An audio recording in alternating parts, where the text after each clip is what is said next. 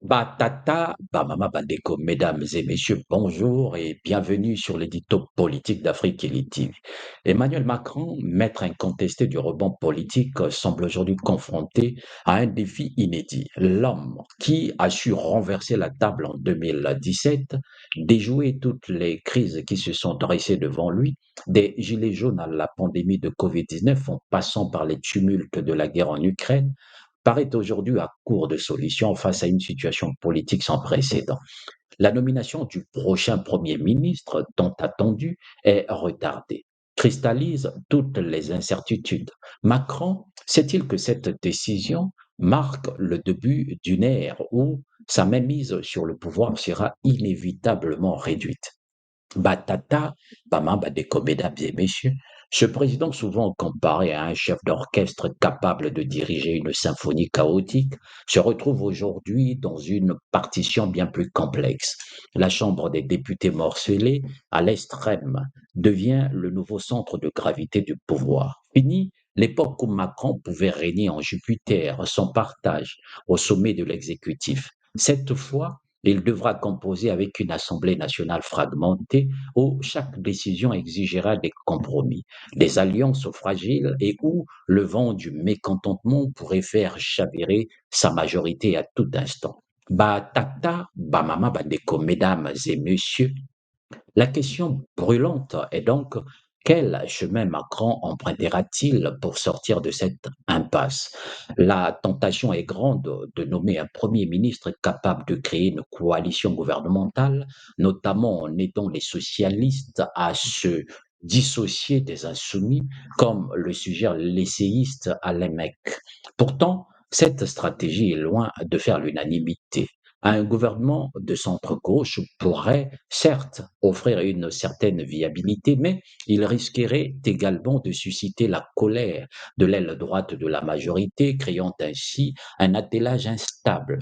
D'ailleurs, la question de la composition de ce gouvernement est devenue un point central du débat politique.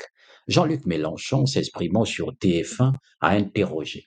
Le gouvernement de Madame Lucie Castet, s'il ne comportait aucun ministre insoumis, est-ce que vous vous engagez à ne pas voter la censure et à lui permettre d'appliquer le programme pour lequel nous sommes arrivés en tête des élections législatives? Répondez-nous. Le Premier ministre démissionnaire, Gabriel Attal, avait fait savoir que son groupe à l'Assemblée nationale adopterait une motion de censure immédiate en cas de ministre LFI, une position partagée par ses alliés du MoDem et d'Horizon.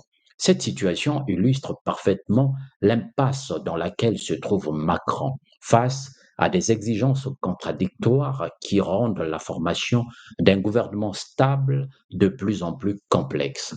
Batata, Bamama Bandeko, mesdames et messieurs, à bien des égards, Emmanuel Macron est aujourd'hui face à un dilemme digne des tragédies grecques. Sa trajectoire qu'il a vue s'élever au sommet et en défiant toutes les attentes semble aujourd'hui marquée par une hybris, cette démesure qui précède souvent la chute des héros.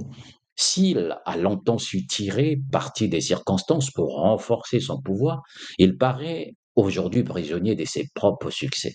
Certains observateurs, comme Thierry Peck de Terra Nova, estiment que le seul salut pour Macron réside dans un changement radical de méthode. Abandonner le modèle jupitérien pour adopter une gouvernance plus collégiale, où le pouvoir est partagé, où les décisions sont concertées. Mais une telle transformation est-elle encore possible pour un président dont l'identité politique s'est construite sur la centralisation et le contrôle? Bah, tata, bah, maman, bandeko, mesdames et messieurs, la situation actuelle pourrait bien marquer la fin de l'ère Macron telle que nous la connaissons. Les adages populaires nous rappellent que, à vouloir tout faire, on finit par mal faire. Le président, en voulant tout maîtriser, pourrait se retrouver à tout perdre. Alors que l'Élysée s'agite pour préparer la suite, une seule option semble se dessiner avec clarté.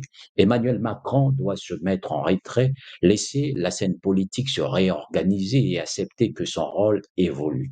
Après tout, comme le dit le proverbe, on ne peut pas être et avoir été. Peut-être est-il temps pour lui de se réinventer une dernière fois en laissant derrière lui les attributs du pouvoir absolu pour embrasser une nouvelle forme de leadership plus humble, plus à l'écoute et surtout plus en phase avec une France en quête de renouveau. Bah tata, bah mama bandeko, mesdames et messieurs, merci de m'avoir suivi.